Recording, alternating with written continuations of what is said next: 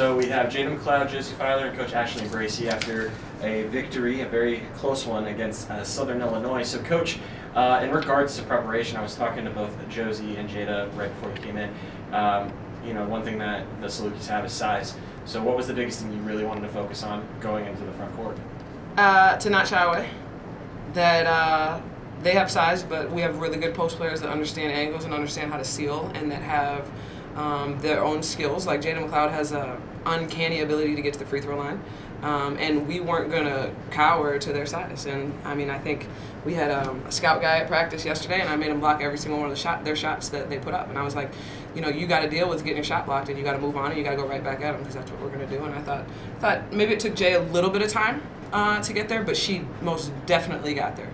And when she did, it was special to watch.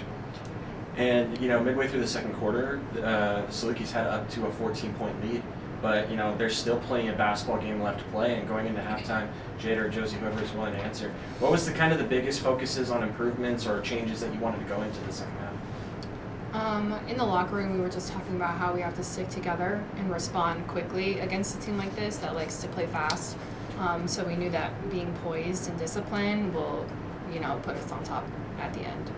And ultimately, you guys ended up having what could have arguably been one of the best halves of your guys' entire season. You guys scored 41 points in the second half. Josie, I think you had 9 of your 22 just in the third quarter alone.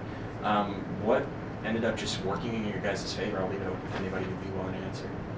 I feel like executing the plays, because I feel like when we got down, we just have to stick together and just, if we mess up, just get it back on defense.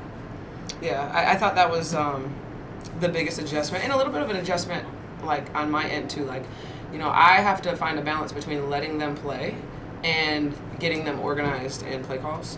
And so, a lot of firsts. We're working through it, and in that second half, I think I was a little bit more demanding on what I wanted ran, and I think they executed it well.